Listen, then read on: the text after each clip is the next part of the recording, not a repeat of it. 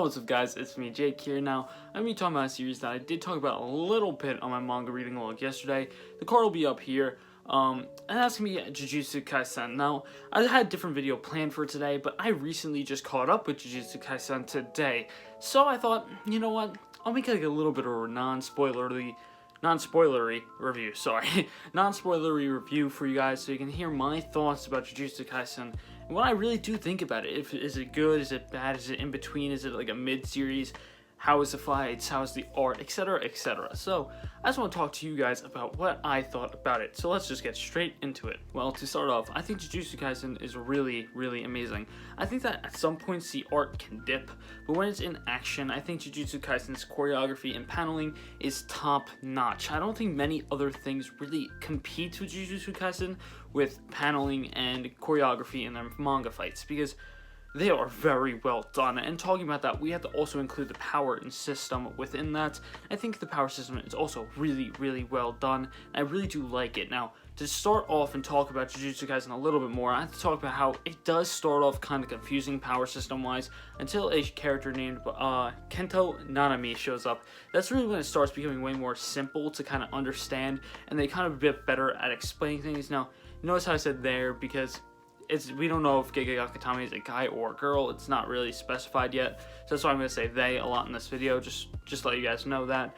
But yeah, I think that the power system that they created was very good, and it definitely started off a little bit weird, but once you get powers like Kento Nanami's like division, I think it's called, I'm really bad with remembering that name, and the Boogie Woogie from I Todo and stuff like that, it became way more easy to understand these curse techniques, and it made the power system way more diverse. And by that I mean it kind of represented something kind of like Nen, rather than something that's a normal power system like Naruto's chakra or like Dragon Ball's ki. Now, I'm not gonna say that those are bad power systems, but compared to Nen, they're nothing. So it's not like a normal power system. It is very unique, and each character can have their own kind of ability, which I do really enjoy. Like Gojo's Limitless and the Hollow Purple, compared to Kento Nanami's division, where he sees like a whole grid and he picks one spot and that's the weak spot. Stuff like that is really interesting. And like I Todo, where he uses Boogie Woogie and every time he claps he switches places with someone, it really leads to like an RPS match mix-up where he can either teleport to you and change places with you, or change places with an ally to make it way more difficult for you to actually read. So I really do like how they kind of do that, and I really do like how Jujutsu Kaisen's power system really works fluidly without this world. Now, the art, like I said earlier, does dip at many other points. I don't think it's the best drawn series, but at points the art is fantastic. I think the art can be top notch for shonen. Like, now, I think it can be way too good at some points, but other points it does drop a lot. But I do think that the character design, as it's super unique, and I really do like the characters a lot, does really make up for it. Like Volume 0, how it built up Yuta, I really did enjoy, and I love Yuta as a character by himself. I think he really brings a lot to Jujutsu Kaisen, even though he doesn't have a lot of screen time. He has one volume and a couple chapters as of late, but I think he's a really great character. And other characters like Nanami and Fushiguro and Nobara and all these other characters, Gojo, Todo, like all these characters really have amazing moments. I really love the whole cast. Now, as I say whole cast, the antagonists I do like, but at the end of the Shibuya arc, it kind of got confusing. I will admit that there are very many moments where things can get kind of confusing, but I'm not going to say that's bad, because I probably just have to reread it because I did binge it, so my brain kind of does not function well after binging after a while. Mostly when I'm reading online, I get migraines reading online for too long, so as I'm reading it online, it's kind of like harder for me as the time goes on, but I will probably have to reread those 10 chapters at the end of the Shibuya arc, which will probably help me think it's not as confusing, but I do think it's a little bit confusing once I get into this one area. But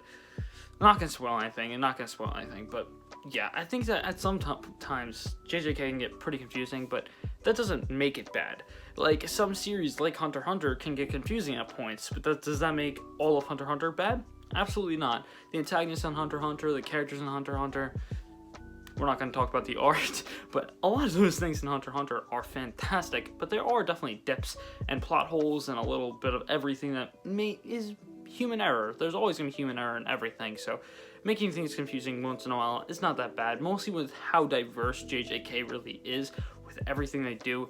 It makes it kind of normal to have some confusing moments, but what can you do? I mean, whenever a black flash is pulled off in the manga, it just looks so good, though. I will admit, even though I'm just bringing it back to a whole different point, but I love it. I do really, really love JJK.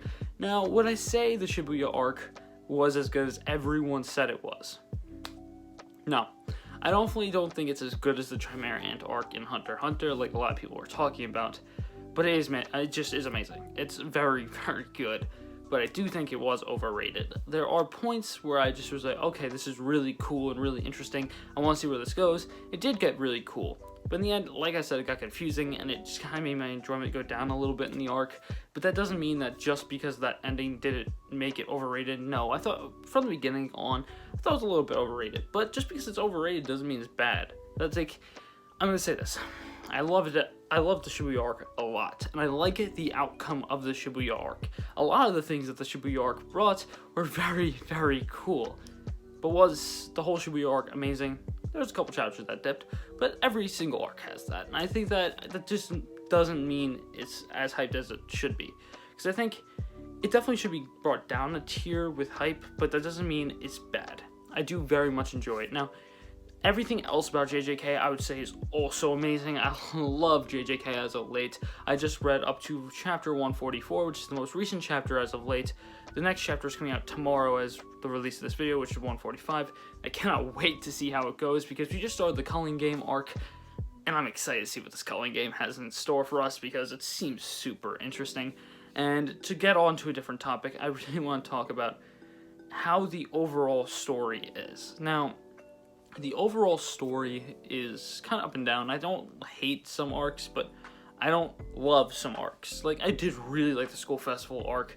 Shibuya arc I really liked. The mini, 10-chapter arc after the Shibuya arc, loved it. But that one arc with all of them going up against a special grade, the first arc, it was good. I thought it was pretty okay until the more towards the end of the arc. I thought the second half of the arc made it way better, but the first half was kind of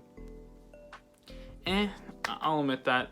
I definitely think the Jogo Gojo fight really early on, volume 4, that was nutty. I did think a lot of this has a lot of ups, but with ups there always is going to be downs. But that does not mean it's bad. I definitely think that this is probably an 8.5 if I were to rate it. Definitely not a 9 to 10. I think it's definitely very good. If I were to round it to on Mal, I'd probably put it as a 9, but I would think it's an 8.5. So I will admit that. I will completely say that, but I definitely don't think it's as good as other shonens out there, like One Piece, but I definitely do think it does deserve the sales it's getting. I definitely think it's better than almost everything in Shonen Jump right now, other than a couple things that I'll get hate for even saying, like Black Clover. But I do think it's definitely very good, and I definitely think you guys should check it out if you have yet to check it out. I mean, I get it. These volumes are pretty hard to come by and very out of stock, but I definitely think it is very worth it to try and find them when they come back in stock, or even just pay the $2 and read on the Jump app like I did, because I read up to 8 physically. I currently got 9 today, but I just read up to 8 physically, then read on the Jump app. But I definitely loved, even Volume 8, I thought this arc was amazing, which had the younger Gojo arc.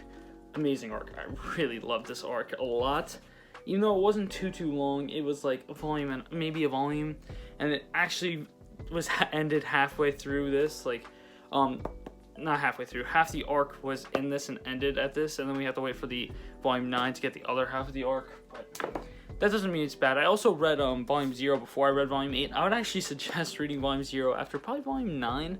I definitely would suggest reading volume 0 after volume 9, because it makes a little more sense once you get into the Shibuya arc, but well, you can read it after volume 8. I'm not saying you can't, but I'm saying that's probably where you should read it. But yeah, I don't think I have much else to say. Read JJK if you haven't. It's an amazing series. I really love JJK. As you can tell, I'm really praising it. I think it's very interesting. Power system's very cool. Characters really great. I love the characters and the fights. A1. Choreography, paneling, great. One of my favorite choreographed manga out there. Now, I do think there's dips in storytelling, but it's like that for every single manga out there, so I'm not going to just say JJK bad storytelling. That's why. I'm just going to say it's good. Nothing insane for storytelling, but there is moments where the storytelling is very, very insane. Art is the same thing. can be very insane at points, but can also be pretty at points. And yeah, there's not much else I'd say. The volumes, I really do like the covers and backs. The spines, I feel like when you have like 20 of these spines, it kind of would get old. I'm not gonna say they're bad spines, but let me just say, I definitely think they're not the best spines. So that's basically it. I do like the little bit there though. I cannot wait for volume 11 with Nanami on the cover, because if you don't know, Nanami is one of my favorite characters. I love Nanami to death. I think he's amazing. Same with Fushiguro and Gojo. I think I said in my last video that I think it's Todo, Nanami, Fushiguro, and also Gojo, who are my favorite 4 by far. And I think I'll stand by that still. But enough with the rambling. I hope you guys enjoyed, and I hope I see you guys next time. Peace!